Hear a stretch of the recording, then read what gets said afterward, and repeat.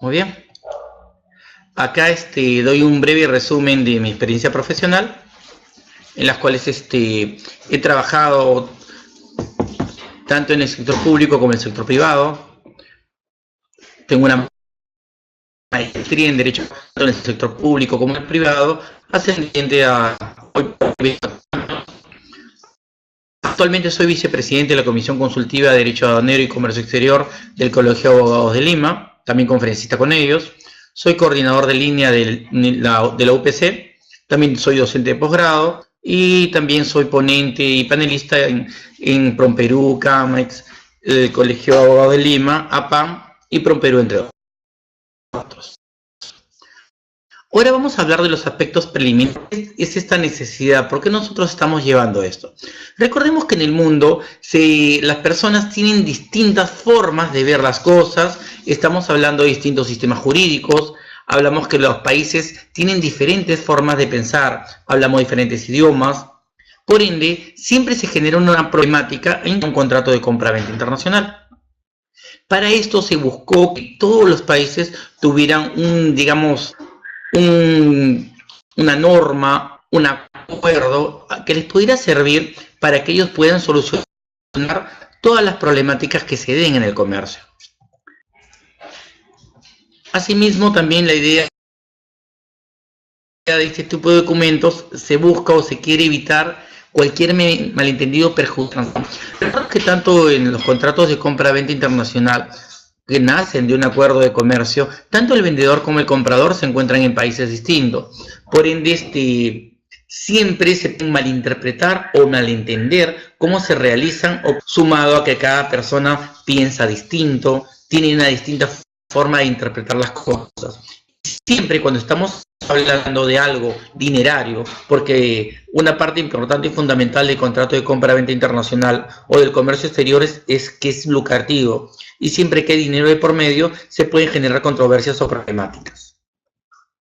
También nosotros vamos a darnos cuenta, en estos contratos se trata elaboradamente de un compromiso firmado, pero no comencemos hablando de que siempre va a ser por escrito, porque recuerden que todo contrato puede ser escrito o no. En el caso del contrato de compra-venta internacional, es un compromiso entre el comprador y el vendedor a realizar determinadas actividades y también tener determinadas obligaciones. Por ejemplo, una de las obligaciones principales del vendedor es, lógicamente, entregar la mercancía, darla en la forma, plazo y condiciones establecidos. Y otra de las obligaciones generales del comprador es pagar el precio estipulado por ellas y recepcionarlas, ¿no? Lógico que tenemos que tener muchísimo trato al ser muy, pero muy oficiosos, colocar todos los datos importantes de esa transacción. Puede ser la cantidad de mercancías, la especie, tendríamos que hablar también de la cantidad y algo muy importante, de la calidad. Nunca olvidemos, ¿no? Porque recuerden que de zapatos, minerales, zapatillas, hay distintas calidades. Y por ende tenemos que circunscribir eso claramente en el contrato. También nos damos en este esquema básico esta necesidad. Es un mercado. ¿Y qué es el mercado? Y estamos hablando no de cualquier mercado, estamos hablando de un mercado internacional. En este contexto, un mercado está constituido por dos fuerzas muy importantes, siendo estas fuerzas la oferta y la demanda, ¿no es cierto?, que se pueden dar en un lugar físico. ¿Qué es la oferta? Es la cantidad de productos o servicios que puede vender o suministrar un determinado proveedor, fabricante. Y la demanda son aquellas personas que requieren o necesitan o buscan obtener esos determinados bienes que son hechos por el proveedor. Acá también nosotros vamos a ver que hay una necesidad imperante para poder realizarlo. A ver, bien, a ver, acá justo me están haciendo unas preguntas, vamos a tratar de contestarlas.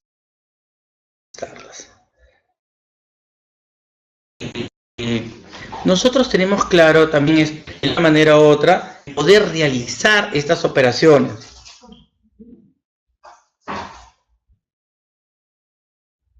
Este intercambio se da porque el vendedor y el comprador también se encuentran en estados distintos.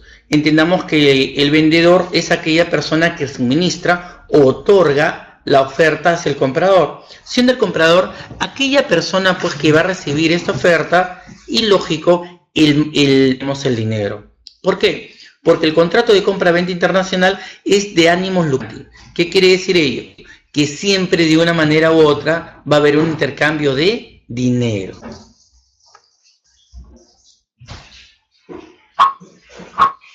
Acá hablamos del comercio, que es un ente vivo. ¿Por qué decimos que el mercado es un ente vivo? Porque el mercado constante y cotidianamente está cambiando.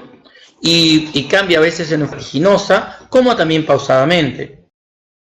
Si no se dan cuenta, cada día salen nuevos productos, nuevas tendencias, nuevos suministros, nuevas cosas que las personas directa o directamente consumimos. Y no solamente estamos hablando de bienes, también estamos hablando de distintos servicios. Por ejemplo, si habláramos hace unos 10 atrás, nadie se imaginaba que pudiéramos salir de nuestro hogar de manera internacional como es el Netflix. El mercado constante y cotidianamente está cambiando. El mercado, aunque ustedes no crean, es como la moda. En cualquier momento, en cualquier instancia, puede cambiar. Por ende, es el constante y continuo suministro de bienes. Y eso siempre se va a realizar en todas las operaciones comerciales. Muy bien. Y también es una actividad humana. La gente siempre está realizando estas operaciones. Siempre el ser humano busca de una manera u otra poder satisfacer sus necesidades. ¿Y cómo satisface sus necesidades? Comprando determinados bienes o servicios. ¿Y por qué decimos claramente que es un intercambio lucrativo? Porque se tiene un ánimo lucrante. ¿Qué significa ello? Que para que sea una operación comercial tiene que haber un precio pagado. Porque si nosotros no estamos pagando mercancías, entonces será cualquier actividad menos una venta, menos operación comercial. También en el comercio, cuando hablamos estrictamente del comercio, no solamente comprende bienes, sino también se entiende como bienes y servicios. ¿Y qué es un bien? Un bien es aquella cosa tangible. Por ejemplo, miren, este es un bien. Algo que puedo tangiblemente ver, percibir, constatar, ¿no es cierto? Ese es un bien. Sin embargo, cuando la pregunta del día o de la noche, ¿qué es un servicio? Un servicio es aquel acto intangible que nosotros estamos percibiendo, pero no podemos cuantificar o ver a simple vista. Por ejemplo, acá en este telefonito que vemos acá, estamos recibiendo un servicio telefónico, un servicio de megas. Nadie lo ve, pero está ahí. Esa es la diferencia entre un bien y un servicio. Que el servicio es tangible, no, que el bien es tangible. ¿Y por qué se dan estas operaciones de comercio? Se dan estas operaciones de comercio porque siempre va a haber una desigualdad entre las naciones. Siempre algunos países van a tener determinados bienes que otros países no tienen. Algunos países van a tener determinados recursos que otros países no tienen. Entonces, ¿qué hacemos? Tratamos de igualar o de compensar esas formas o falencias de mercancías o de bienes. ¿Cómo lo hacemos? Mediante el comercio.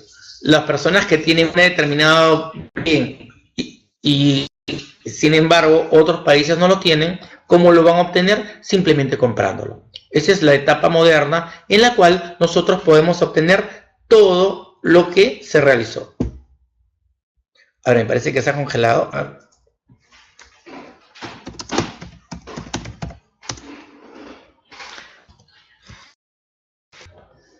Ahora, en este esquema del comercio, tenemos que ver que van a haber siempre dos partes, ¿no? El vendedor y el comprador. Que recordemos, al centro está el Estado. Y ustedes me dirán, pero ¿qué tiene que hacer el Estado? El Estado en las operaciones de comercio. Nos vamos a dar cuenta que el Estado se encarga de regular, de propiciar el comercio, primero dando reglas, dando facilidades, y también el Estado como país busca mediante negociaciones o acuerdos comerciales realizar o incentivar estas operaciones. Asimismo, que habíamos dicho claramente que es de bienes o servicios, es entre personas, ¿no? Y recordemos que personas no solamente pueden ser personas naturales, sino también estamos hablando de personas jurídicas.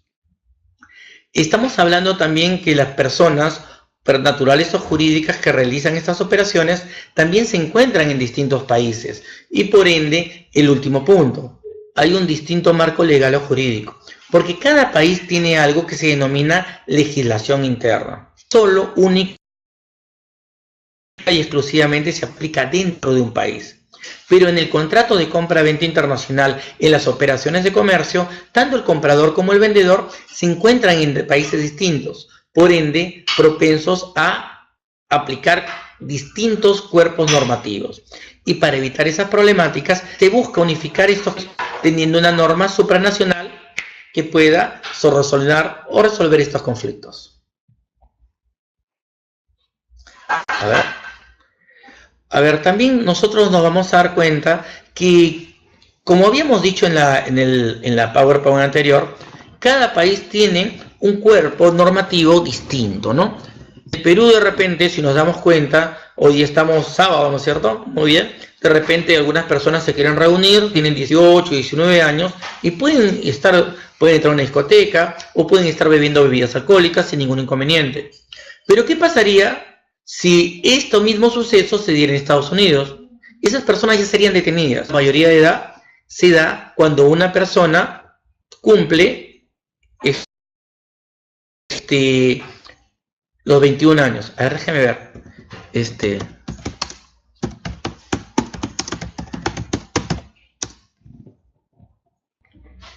A ver, voy a confirmar porque me están avisando. A ver, espérense un ratito, vamos a confirmar porque me están avisando algunos estudiantes que está congelado. A ver, vamos confirmando, a ver si está congelado la imagen. Ya. Acá confirmar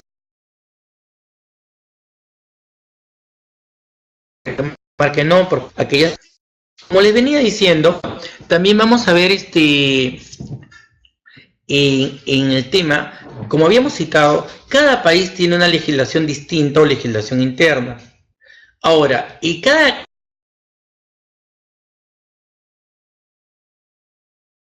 país, solamente la legislación, cogemos a la legislación del país que estamos.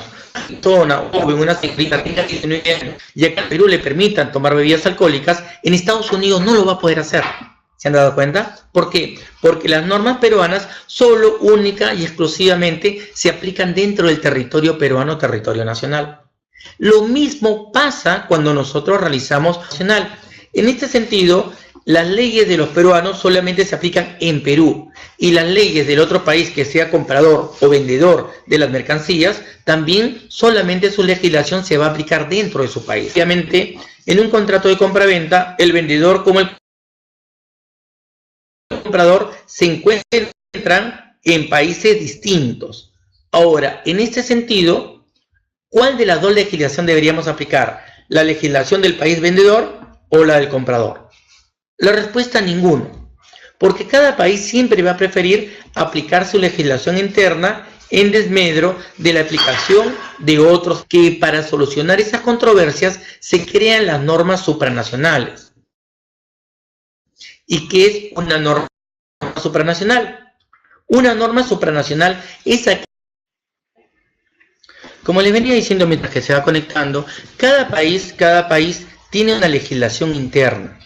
Pero cuando nosotros vamos a realizar un contrato de compra-venta internacional, nos vamos a dar cuenta que los países tienen legislación distinta. Entonces nosotros vamos a pensar cuál es la legislación que vamos a aplicar. Y en ese sentido, nos vamos a dar cuenta que cada país va a preferir aplicar su legislación. Ahora, ¿qué se hace para evitar estas controversias? Se generan los convenios internacionales. ¿Qué es un convenio internacional? Una norma supranacional que va a resolver estas controversias, que va a permitir de una manera u otra que se puedan solucionar las controversias que se pueden generar en un contrato de compra-venta internacional aplicando una legislación que es un convenio. ¿Y qué es un convenio? Es un acuerdo entre las dos partes para poder solucionar esas controversias. Es un acuerdo en el cual los países firman, y al firmar este acuerdo, ya en lugar de aplicar su legislación interna o su legislación nacional, van a preferir aplicar el convenio.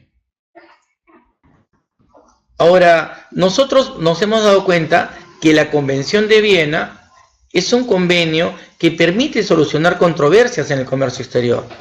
Ahora, ¿cuándo nosotros vamos a realmente poder aplicar ese convenio? Nosotros vamos a poder aplicar ese convenio para resolver las controversias, cuando nosotros somos signantes de ese acuerdo.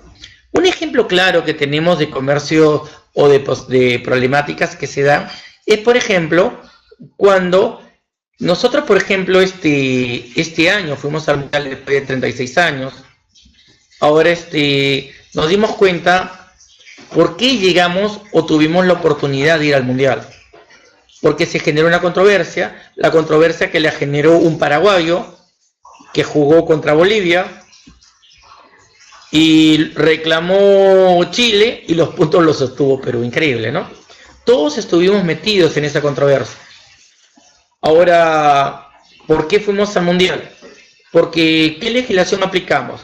La legislación chilena, la boliviana, la paraguaya ni la peruana. Aplicamos las normas de la FIFA, porque todos los equipos de fútbol internacional pertenecen a la FIFA, y la FIFA promocionó el marco jurídico que resolvió esa controversia.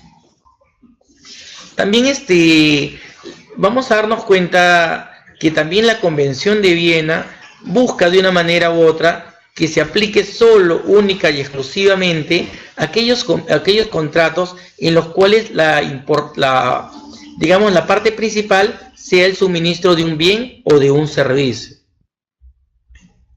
A ver, vamos a esperar un ratito, estoy viendo si no puedo conectar, creo que nos está compartiendo la presentación.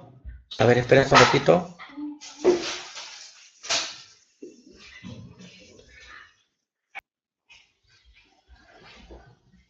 Ya, ahora sí. Amén, se solucionó. A ver, vamos a esperar mientras que cargue para compartir. Ya, ahora sí compartiendo. Muy bien, nos habíamos quedado acá, ¿no? Habíamos dicho que el ámbito de aplicación del convenio. El convenio se va a aplicar solo, única y exclusivamente para ver la formación del contrato, ¿no? Y los derechos y obligaciones. Como sabemos, en el contrato de compra-venta internacional va a tener obligaciones tanto el comprador como el vendedor, ¿no?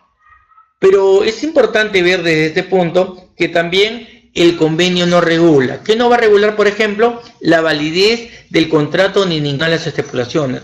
El convenio de Viena no le interesa, pues, si es válido o alguna de las estipulaciones o acuerdos o cláusulas. Simplemente se circunscribe a la formación del contrato. Tampoco se influye o se mete los efectos del contrato que pueda producir sobre la propiedad de las mercancías. Recordemos que si bien es cierto las mercancías se trasladan de un país a otro, pero no necesariamente se transfiere la propiedad. Y ello también el convenio no se mete, no interviene en eso. Ahora, ¿cuáles son los elementos básicos de un contrato de compra-venta internacional? Primero vamos a tener las dos principales partes. Tenemos al vendedor y al comprador. El vendedor va a ser quien va a emitir o remitir la oferta, mientras que va a ser dirigida al comprador. Recuerden que el vendedor también se le llama exportador y al comprador también se le denomina importador, ¿no? ¿Qué sucede? Cuando llega esta oferta al comprador, el comprador va a verificar, pues, qué mercancía es, cuál es el precio, cuál es la calidad, cuál es el tiempo de entrega, verificará el Incoterm, la moneda de transferencia, y de estar todo conforme y llegar a un acuerdo, adivinen qué, el vendedor acepta. Y esa aceptación puede darse de varias formas. Una aceptación expresa, puede ser una aceptación tácita, puede ser de distintas formas esta aceptación. Ahora, ¿cómo puede ser una aceptación expresa? Que le mande un correo, una comunicación indicando si acepto la oferta y realizamos el contrato de compra-venta. Pero también esa aceptación puede ser tácita. Por ejemplo, me envíe una letter card abriéndome un crédito, un crédito documentario, o también, si es un comprador confiado, puede ser que inmediatamente me transfiera el pago correspondiente al precio que yo le he ofertado. Esos son los operadores directos, ¿no? Pero también hay otros operadores indirectos. Por ejemplo, los brokers, los comisionistas, los agentes comerciales y las sucursales que intervienen en este proceso. Ahora, el comprador y el vendedor tienen obligaciones básicas, ¿no? ¿Cuál es la principal o primordial obligación básica del vendedor? Primero, entregar las mercancías en las condiciones pactadas. Y miren, recalcamos que condiciones pactadas. ¿Y dónde están esas condiciones? En la negociación, ¿no? En la negociación, tanto el vendedor como el comprador llegaron a un acuerdo en la forma, plazo y condiciones que se va a vender una determinada. Pero el vendedor no le debe entregar cualquier mercancía, sino la mercancía que fue negociada.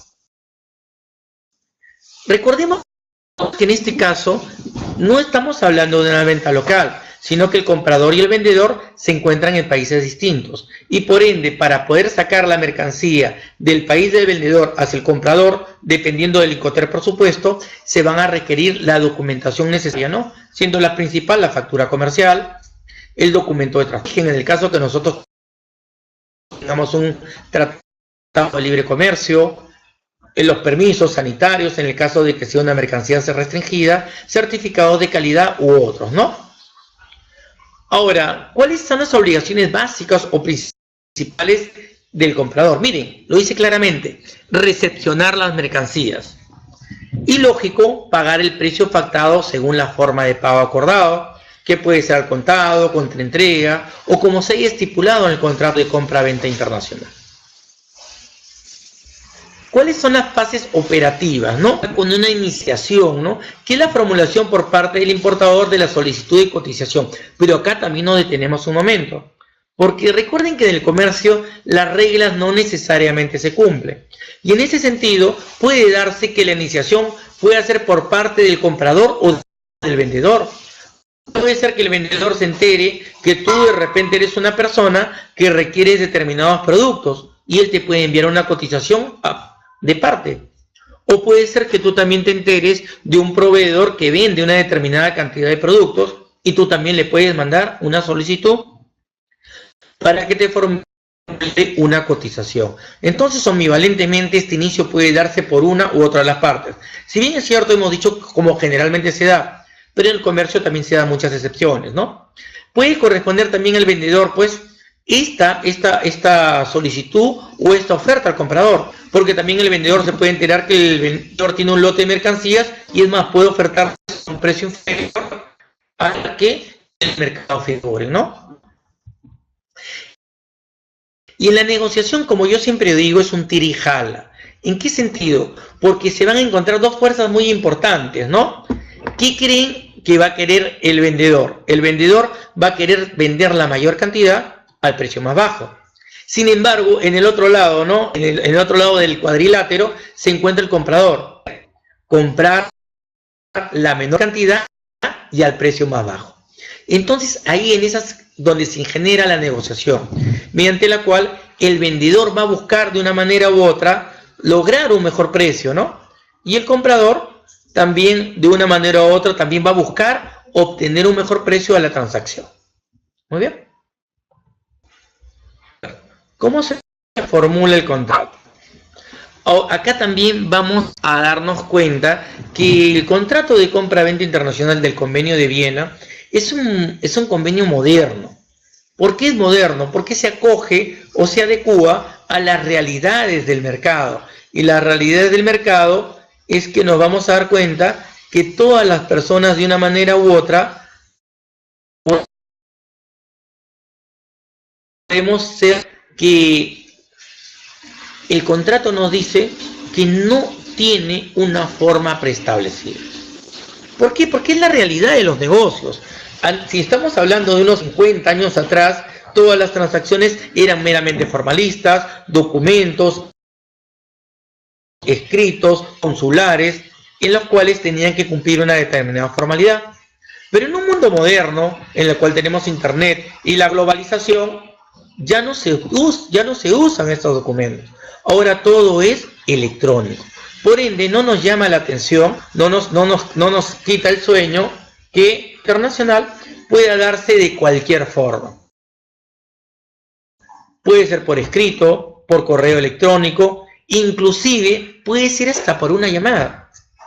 La problemática se podría dar siempre y cuando, cómo poder probarlo, ¿no? Pero ahora dense cuenta que ahora los equipos celulares son tan modernos que graban a las llamadas.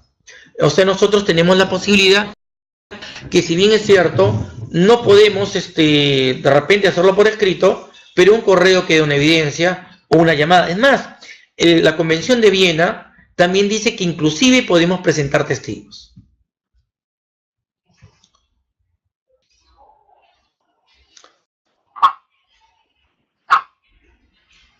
Ahora,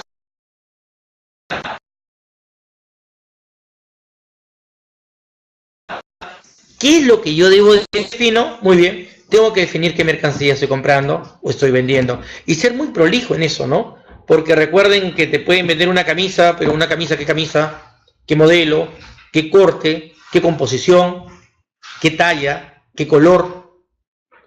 También el costo de la transacción, el precio hay que ser muy, porque muchas veces se han dado casos que me envían una cotización en dólares y al último me envían una factura en euros. Mucho cuidado. Acá nosotros tenemos que tener mucho cuidado hasta en la moneda de transacción, porque no basta solamente que te pongan el dólar. Recuerda que hay dólar canadiense. Las condiciones de entrega y el envío, cuándo van a ser entregadas las mercancías. Recuerden que en el comercio, mientras un producto menos o más se demore en llegar en un mercado, puede ser más o menos competitivo según corresponda. Montaje y mantenimiento, por ejemplo, si estoy vendiendo una planta hidroeléctrica o mercancías que requieran ese servicio, tenemos que negociar la instalación. La forma de pago, que puede ser una forma antelada. Del mismo modo, ¿cuándo va a entrar en vigor este contrato? Para saber desde cuándo todas las estipulaciones rigen tanto para el comprador y para el vendedor. Y de ser posible, ¿cuál es la jurisdicción o competencia en el caso de controversias? Que en la mayoría de casos se da, porque si hay un contrato, si hay dinero, si hay mercancías, es muy probable que hayan problemas. Y casualmente, para evitarlos, se busca que en este convenio se busque también cuáles van a ser los controversias. Ahora también se pueden dar distintos documentos financieros. ¿Y por qué se van a dar esos documentos financieros? Por ejemplo, la carta de crédito y la orden de pago. ¿Por qué se abre una carta de crédito? Porque démonos cuenta que estamos hablando de dinero. Y el comprador y el vendedor no se conocen. Viven en países, por ende, como no hay una confianza, se buscan determinados mecanismos para sobreablandar sus intereses. Y esos mecanismos, por ejemplo, es un crédito documentario o una letter card, mediante el cual generan determinadas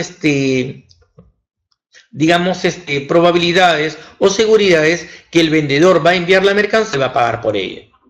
Entre los documentos comerciales tenemos el principal, ¿no es cierto?, que es la factura comercial, el es emitido por el vendedor, que nace fruto del contrato de compraventa. Y los documentos relativos a la distribución física de las mercancías, estamos hablando del contrato de fletamento o contrato de transporte internacional de las mercancías, y un documento muy importante, la póliza de seguro, que según el Incoterm puede ser contratada tanto por el comprador, que en ambos casos el beneficiario siempre va a ser el comprador. Recordemos que en el comercio hay muchos riesgos, muchas problemáticas, y por ende nosotros tenemos que ser muy cuidadosos en asegurar nuestra inversión. Y por ejemplo, los certificados de origen, ¿no?, que hoy por hoy es muy importante porque nuestro país ha firmado muchos convenios de comercio, y el único documento que es accesible para poder aplicar un contrato, una rebaja arancelaria, es el certificado de origen. Ahora vamos a aterrizar un poco más en lo que es un contrato. Vamos a ver, ¿qué será un contrato? Primero vamos a ver que el contrato es un acuerdo de voluntades, lo que genera derechos y acciones relativos es decir, solo para las partes contratantes. ¿Qué significa acuerdo de voluntades? Que ambas personas o ambas partes voluntariamente deben desear o querer realizar, sin ninguna amenaza y con el libre deseo o convicción de realizarlo. Y ambas partes también tienen que tener habilidades para poder realizarlo. Y lógico que un contrato solo, única y exclusivamente afecta a las partes contratantes del mismo. ¿Qué quiere decir? Solamente es de aplicación para el comprador y para el vendedor. Ahora vamos a aterrizar qué es una compraventa. La compraventa es un contrato, o sea, un acuerdo de voluntades en las cuales está y la otra a pagar por ella en dinero. Aquella parte que se obliga a dar una cosa se le denomina vendedor. Mientras que aquella otra parte que dice que se obliga a recibir y pagar por ella se denomina comprador. Y la cantidad dineraria que se ha estipulado por ese producto se le denomina precio.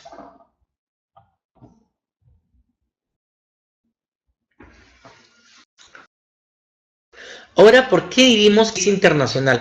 Y el término de internacional es un adjetivo, ¿no? Se utiliza preferentemente cuando se quiere hacer referencia a una interacción entre dos o más naciones. Porque recuerden que en el contrato de compra-venta internacional se está estipulando claramente, se encuentran en países distintos. Y al encontrarse en países distintos, ya ese traslado de mercancías va a ingresar a un país o va a salir de otro país. Por ende, se dice que es internacional, porque las partes contratantes se encuentran en países distintos. Es más, nos vamos a dar cuenta que al vendedor tiene distintas denominaciones compra-venta internacional. Si el vendedor vende localmente, estamos hablando de una compra-venta local, sin ninguna connotación, y el vendedor sigue llamándose vendedor. Pero, ¿qué pasa si este vendedor vende y el cliente se encuentra en otro país? Y a ese vendedor no solamente se le va a llamar vendedor, también se le va a denominar simple y llanamente por donde se encuentra el destinatario, comprador o cliente de este vendedor. Puede ser que este simplemente se le denomine como vendedor o también puede ostentar el título de exportador. Ahora, recuerden que también en los mercados son aquellos de bienes corporales muebles, ¿no? Excluyendo también así los bienes incorporales. Habíamos citado al principio en comercio que se hablaba de bienes o servicios. Pero el contrato de compra-venta internacional nos dice claramente, o se circunscribe, que solamente va a ser por tema de bienes, más no de servicios, ¿no? En los bienes inmuebles, porque un bien inmueble es un bien que no tiene movimiento. Por ejemplo, ahorita en el departamento donde estoy, es un bien inmueble. Entonces no va a ser factible el comercio.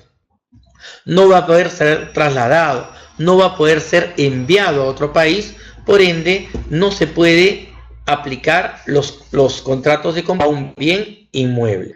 Ahora también vamos a ver que bien, como habíamos dicho hace un momento, bien es todo aquello objeto cuantificable, corpóreo, que es objeto de apropiación y que tiene un valor económico.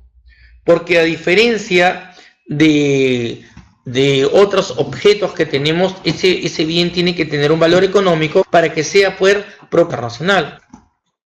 Imagínense que yo quiera vender arena de mar. ¿Algún país me querrá comprar arena de mar? Es muy poco probable, quizás. O piedras, ¿no? Sí, de repente no. Pero, ¿qué pasa si esas piedras yo las tallo? ¿Qué pasa si esa arena de mar las meto en una botella y pongo un barco? ¿Se han dado cuenta?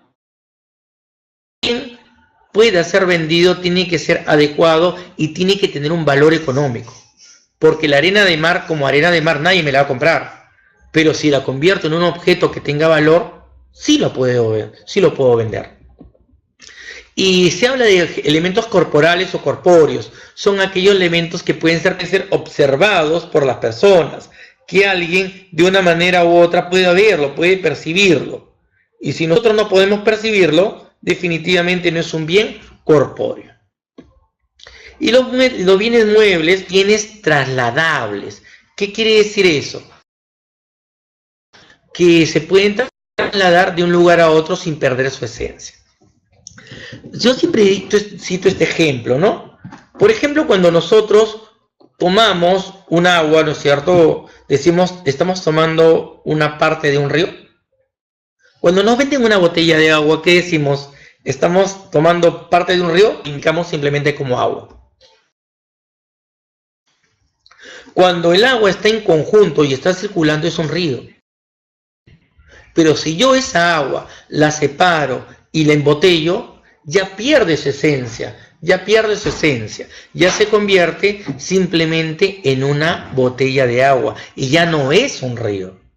Esa es la diferencia entre los bienes, porque un bien, si traslado de un bien a otro, de repente, por ejemplo, si tuviera una montaña o una loma, ¿no es cierto? Si yo empiezo a ponerla por camionadas y la saco del país, ya dejo de ser una montaña, ya dejó de ser una loma y se convierte simplemente en un poco de arena. Condiciones. Y a veces nosotros nos confundimos, a veces pensamos que estamos celebrando o no un contrato de compra-venta internacional. Miren, un ejemplo clásico que tenemos. Ahora salimos de repente a la esquina, a la calle, estamos caminando por una avenida y de repente viene un extranjero, sea persona que puede ser de cualquier país, puede ser de Chile, Argentina, Bolivia, Venezuela, Ecuador, y nos ofrece un producto. Ese vendedor está acá en Perú y nos está ofreciendo un producto que está en Perú. Ahora se generaba la controversia. ¿Eso será un contrato de compra-venta internacional o será un contrato de compra-venta local? Si ustedes pensaron que el vendedor sea extranjero para que sea una compra-venta internacional, se equivocaron. Estamos hablando en este caso que estoy citando de una compra-venta local. ¿Por qué? Porque nos dice claramente el Convenio de Viena, para que se entienda como contrato de compra-venta internacional, las partes y sus establecimientos comerciales deben de encontrarse en países distintos. El vendedor se encuentra en Perú, reside en Perú, y lo más probable es que las mercancías que esté vendiéndonos sean elaboradas con insumos peruanos. Y ahí no se configura un contrato de compra-venta internacional. Si bien es cierto, el vendedor es de otro país, pero la mercancía que nos está trasladando se entendería como un contrato de compra. Segundo supuesto, viene un empresario de la Toyota, Japón, y viene acá, se junta pues con algunos empresarios peruanos y negocian la venta de un lote de 5.000 vehículos que van a salir desde Japón.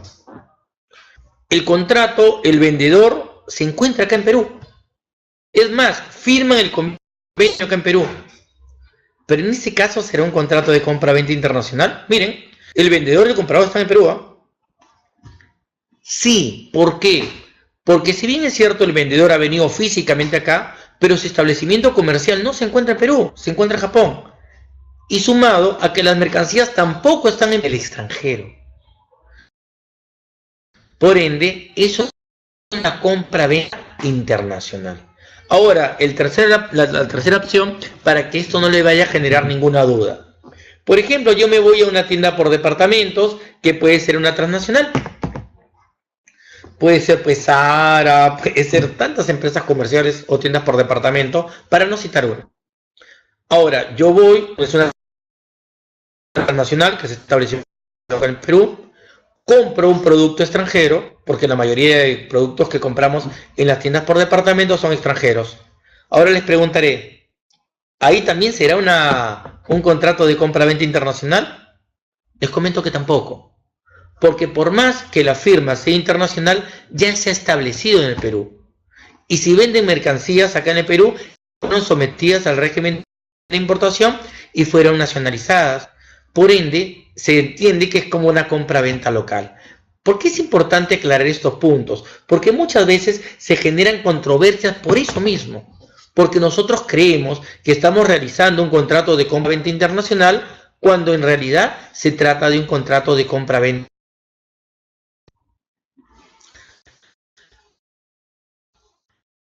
Y las características que tiene la contratación internacional son las siguientes, ¿no? La primera característica que tenemos es libre consentimiento de las partes. ¿Cómo es el libre consentimiento de las partes? Funciona de la siguiente forma. Primero, que las partes tienen que decidir la contratación, realizar esa compra y realizar esa venta. Y acá vamos a hablar de algo muy importante, de la capacidad. ¿Qué significa la capacidad? Miren, por ejemplo, estamos acá en Perú y de repente yo soy dueño de una empresa, soy un exportador. ¿Y qué pasa? Y de repente la secretaria, simplemente la secretaria, no tiene nada que hacer, se mete a una computadora, ingresa y ella misma, a nombre de la empresa, realiza una cotización y es más, puede hasta aceptar una cotización y se podría configurar, entre comillas, un contrato. La secretaria de mi empresa, según los poderes de mi empresa, tendrá la capacidad para poder realizar compra y venta. ¿Tendrá en el poder esas capacidades? ¿Tendrá eso? O es más, el vigilante de mi empresa de repente agarra, no tiene nada que hacer en la noche que estamos descansando, se mete a la computadora y él mismo realiza una aceptación de una oferta. No, en ese caso no, porque recuerden que tienen que tener las facultades y toda persona jurídica a cada cargo le da unas facultades. El vigilante de mi normal y uso cotidiano le vayan a dar las facultades para que realice contratos de compra-venta internacional. Cuando hablemos de personas jurídicas y nosotros vayamos a negociar, tienen que tener mucho cuidado de que esa persona que está negociando con nosotros tenga las facultades de poder firmar ese contrato. Porque les puede pasar lo que le pasó al vendedor, dijimos que era secreto puro derecho. Tengan mucho cuidado. También cuando hablamos de crear una relación de negocio, tiene que ser un objeto lícito. Y eso no solamente en los contratos internacionales. Si acá en el Perú, en el artículo 140, nos dice claramente que el fin lícito es un fin fundamental para realizar todo contrato. ¿Qué pasaría si yo soy un exportador, se contacta conmigo, me dice: hola Cristian, ¿cómo estás? Necesito que me envíes un lote de 50 huacos de la cultura Wari, pero originales. Yo pago precio, te pago 10.000, 20.000 dólares por huaco. La pregunta es de hoy: ¿yo podría hacer un contrato de compra-venta internacional? Porque los huacos son patrimonio cultural de la nación. Es patrimonio del Perú. Es una mercancía prohibida de exportar. Prohibida es tener mucho cuidado en qué productos son lícitos y ilícitos. Y no necesariamente porque sean drogas o armas, porque recuerden que también hay productos que son lícitos para un país y no son lícitos para otro. Acá hay que tener muchísimo cuidado. Muy bien. Una relación protegida por el derecho, el amparo de las leyes y usos y las costumbres que proceda. Porque también nos vamos a dar cuenta que también parte que forma el derecho de comercio internacional es la costumbre internacional, la lex mercatoria, la nueva lex mercatoria, que es el conjunto de normas internacionales. Recuerden que en el derecho, como abogado les digo, no se puede legislar todo y no se puede premunir todo en un contrato. Cuando algunos supuestos no establecidos o estipulados en un contrato se llegan a dar, podemos aplicar las normas internacionales, ¿no? Y también recordemos que el objeto del contrato será la realización de una transacción internacional con carácter económico y con ánimos lucrantes. Qué bonito sonó esa definición.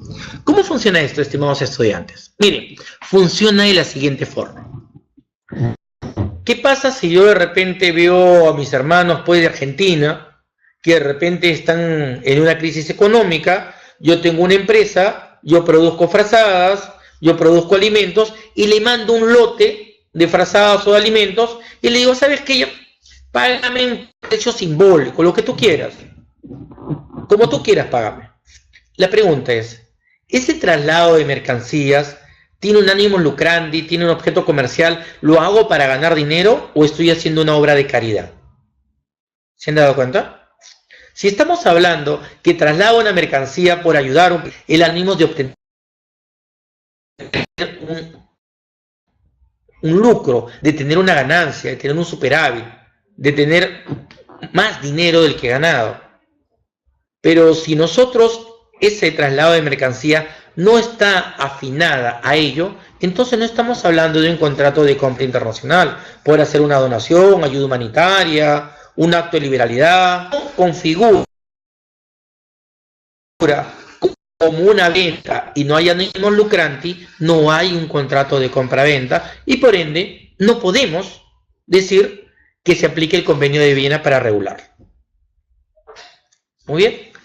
Y recuerden que todo contrato de compra-venta internacional puede contener cualquier asunto. Yo siempre digo en conferencias, a veces en San Marcos, en el contrato puedo poner lo que a mí se me ocurra. Pero ¿cuál es el límite de la ley? Yo siempre pongo ese ejemplo, ¿no? Yo puedo decir que el vendedor, localmente, después lo aplicamos al tema internacional, yo puedo comprar un lote de 50.000 maquis y yo le puedo indicar en el contrato que quiero que una de las vendedoras venga vestido de... A ver, disculpen chicos, creo que la conexión esta noche no nos ha acompañado. Está saboteando un poco. A ver, vamos a compartir, ya son los últimos PowerPoint. No se preocupen. Ahorita vamos a seguirlos compartiendo. Pero como les venía citando, ¿no? Les venía diciendo, ¿qué pasa si yo le exijo a un vendedor local de sushi que le compre una cantidad o un volumen grande y yo le exijo que el distribuidor venga una chica vestida de geisha y el otro chico repartidor vestido o disfrazado de Goku? ¿Sería algo ilícito? Por supuesto que no, ¿no? Porque puedes venir disfrazado. Y en un contrato yo puedo poner todo lo que se me ocurre. Pero ¿cuál es el límite? ¿Cuál es lo que yo no puedo hacer? Yo no puedo hacer que hagan algo que contravenga la ley. Por ejemplo, yo no puedo hacer que indicar pues que de repente los trabajos de joyería le hagan niños de 15 años porque tienen los dedos más pequeños. No puedo, porque el trabajo de los menores está prohibido, es explotación infantil. Yo tampoco puedo exigir que una persona de una manera u otra me venda o realice un producto que está en peligro de extinción. Yo no puedo decir, oye, ¿sabes qué? Mándame piel de rinoceronte, cuando el rinoceronte está en peligro de extinción. Ese es un acto. Yo en un contrato puedo poner, yo por ejemplo no podría poner, si tú no cumples, estimado proveedor, yo voy a mandar unos sicarios para matarte. Tampoco puedo poner eso, ¿no? Pero se está poniendo de moda, lamentablemente. Tengo que ser muy cuidadoso. ¿Y cuál es el límite? Siempre va a ser la ley. Nosotros en un contrato yo puedo poner cualquier cosa que se me ocurra, pero siempre y cuando no vaya en contra de una norma de obligatorio cumplimiento, no vaya en contra de las buenas costumbres y la ética de cada país, ¿no? Porque recuerden que cada país tiene que determinadas restricciones, ¿no? Y se respeta, ¿no? ¿Y cómo se va a formar el contrato, no? Ya estamos próximos a cerrar. El contrato de la convención establece que el contrato se perfeccionará en el momento de, sobre todo esto del contrato de compra-venta internacional. Se va a dar o se va a concretar cuando hay una aceptación. No estamos hablando de firma. Yo en ningún momento he dicho firma, sello, no he dicho nada. He dicho claramente que el contrato de compra-venta internacional nace o se origina con la aceptación. ¿Y la aceptación de quién debe ser? En la mayoría de casos es por parte del comprador. Pero Ya les dije en la mayoría de los casos, ¿no? O sea, doy la posibilidad que la aceptación no solamente la dé el comprador, también la puede dar el vendedor. ¿En qué caso? Miren, apunten, en la contraoferta. ¿Cómo funciona eso? Fácil, que yo estoy vendiendo un lote de celulares, yo soy un proveedor, digo, ¿sabes qué? Yo estoy vendiendo este lote de celulares a $300.000. Le llega la oferta al comprador. Si el comprador oferta, llega la oferta y acepta, uy, perfecto, nació el contrato de compra-venta. Pero miren cómo es la contraoferta, y los peruanos somos especiales en eso. Te lo vendo a 300.000, te doy 260. Eso ya es una contraoferta. Ya la aceptación del contrato de compra-venta internacional no le corresponde al vendedor, sino al comprador. Es como una nueva oferta. ¿Se han dado cuenta? En un principio quien tenía que aceptar era el comprador. Pero si hacemos una contraoferta, quien tiene que aceptar. Entonces no necesariamente hay que romper el esquema que siempre el comprador es quien acepta el contrato de compraventa, sino también puede ser el vendedor. ¿En qué caso? Solamente en la contraoferta, ¿no? Y recuerden que para que nosotros podamos decir o aducir que efectivamente se ha realizado, llegado a dar, puede ser tanto en forma expresa como en forma tácita. Y si esta oferta, esta aceptación ha llegado al comprador, entonces, discúlpeme, si esta aceptación ha llegado al vendedor, entonces estamos hablando ya del nacimiento de un contrato de compra-venta internacional. ¿Y cómo se debe interpretar el contrato ya que estamos próximos a cerrar? Primero, la interpretación de la convención o del convenio dice tenerse en cuenta su carácter internacional, ¿no? Porque recuerden que vamos a promover la uniformidad y cada país tiene legislación distinta. Pero una parte muy importante que ahí está resaltado, la observancia de la buena fe en el comercio internacional. Y ahora me preguntarán, antes que nos gane el tiempo, ¿qué es la buena fe? Que recemos, nos golpeemos el pecho, que se vende el morado. No, la buena fe significa que el vendedor y el comprador tienen que ser sincero, tiene que ser claro y buscar todas las formas necesarias para que el contrato se llegue a realizar. Esa es la buena fe. Que ambas partes pongan todo de su parte con las mercancías, el estado, las cantidades y busquen todas las formas necesarias para que el contrato se llegue a realizar. Esa es la buena fe. Y como yo siempre digo, ¿no? En un contrato que no hay buena fe, lo único que vamos a cosechar son problemas. Muy bien. Y la documentación, la convención, no solamente la convención, ¿no? Sino muchos acuerdos internacionales, dice claramente que la compra-venta es un contrato consensualmente, basta la aceptación de las partes para documentación especial para que se dé por celebrado. Y decimos también que el contrato de compra-venta no tendrá que celebrarse ni por escrito, ni está sujeto a ningún otro requisito de forma. Podría aprobarse en cualquier medio, incluso con testigos, como lo dije, ¿no? Pero su mejor testigo puede ser una grabación. Acá sí nos detenemos un poquito, ¿no? Antes de cerrar. Recordemos que si bien es cierto el contrato de compra-venta no tiene una forma preestablecida y puede darse también por correo, por teléfono, pero también tenemos que ver qué mercancías o cuál es la complejidad de las mercancías que estamos comprando. Si yo voy a comprar una mercancía pues de $5.000, $10.000, puedo hacerlo oralmente, por teléfono, ¿no? Pero si yo voy a comprar una mercancía que me cuesta $500,000 o $1.000.000, a ellos sí les recomendaría que lo hagan por escrito. Y tengan mucho detalle, mucho cuidado, sean muy prolijos en poner las condiciones, el detalle de la mercancía, el estado, las garantías, el seguro, el Incoterm, las documentaciones que sean necesarias para que su despacho sea totalmente un éxito. ¿Muy bien? Con esto me despido, ha sido un gusto desarrollarles esta conferencia, espero que haya sido de su gusto y es más, Voy a dar 5 si alguno de ustedes tuviera una duda para poder aclararla antes de terminar con esta presentación. Ha sido un gusto, Cristian Macei. Voy a estar a la espera de atender algunas preguntas antes de cerrar esta conferencia. Estoy al chat, voy a esperar alguna pregunta.